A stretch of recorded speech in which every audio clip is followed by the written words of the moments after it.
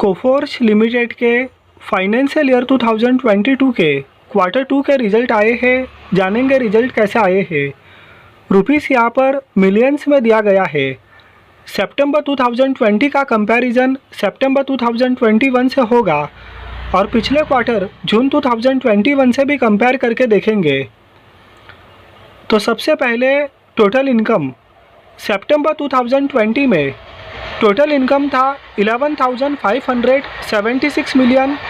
सितंबर 2021 में total income था 15,771 million.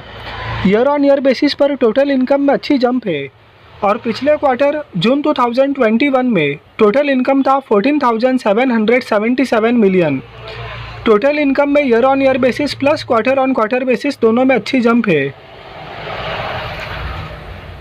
Total expenses सितंबर 2020 में 10,051 मिलियन। सितंबर 2021 में 13,710 मिलियन।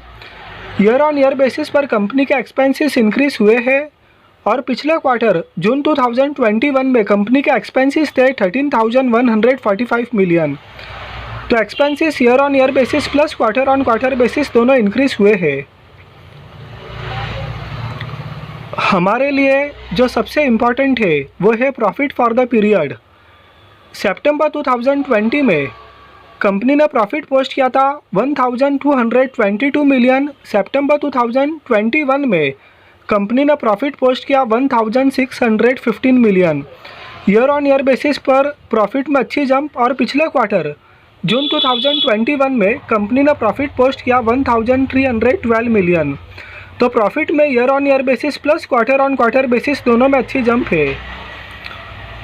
ईपीएस सितंबर 2020 में 19.93, सितंबर 2021 में 24.21। प्रॉफिट की ही तरह ईपीएस में भी ईयर ऑन ईयर बेसिस पर अच्छी जंप और पिछले क्वार्टर जून 2021 में कंपनी ने ईपीएस पोस्ट किया था 20.40। तो प्रॉफिट की ही तरह ईपीएस में क्वार्टर ऑन क्वार्टर बेसिस पर भी अच्छी जंप है। तो कंपनी ने फाइनेंशियल ईयर 2022 का क्वार्टर 2 के नतीजे बहुत ही अच्छे पोस्ट किए हैं, जिसमें प्रॉफिट में year on year basis plus quarter on quarter basis दोनों में अच्छी जंप है। कंपनी ने डिविडेंड का अनाउंसमेंट भी किया है, तो देखते हैं कि कंपनी ने कितना डिविडेंड दिया है। 13 रुपीज़ का डिविडेंड का अनाउंसमेंट हुआ है, जो कि सेकेंड इंटरिम डिविडेंड है। जो रिकॉर्ड डेट है 8 नवंबर 2021 रखी गई है और यहाँ पर डिविडेंड जिस दिन डिक्लेयर हुआ है उसके 30 दिन के अंदर डिविडेंड पे कर दिया जाएगा। आज के दिन डिविडेंड का अनाउंसमेंट हुआ है, तो आज से 30 दिन के अंदर डिविडेंड पे कर दिया जाएगा। तो कंपनी ने बहुत अच्छे नतीजे पोस्ट किए हैं, जिसमें year on year basis plus quarter on quarter basis पर नेट प्रॉफिट में बहुत ही अच्छी जंप है।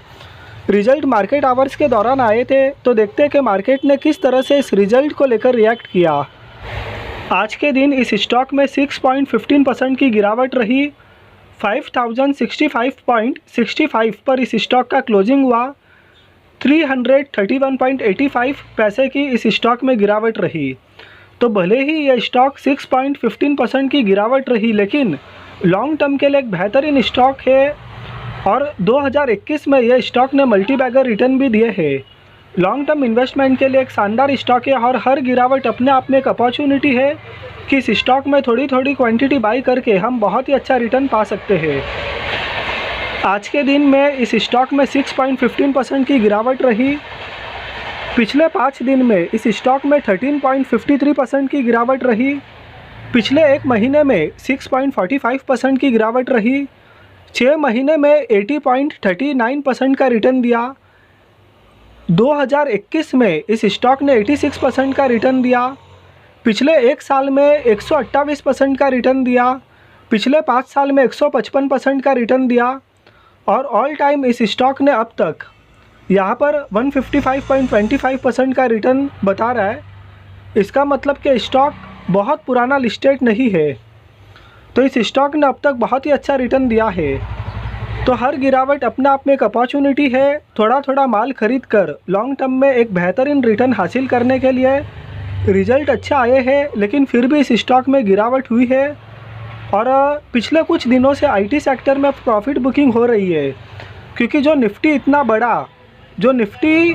इतना इंक्रीज़ हुआ तो उसके पीछे आईटी सेक्टर में बूम रहा और फिलहाल आईटी सेक्टर में भी प्रॉफिट बुकिंग चल रही है।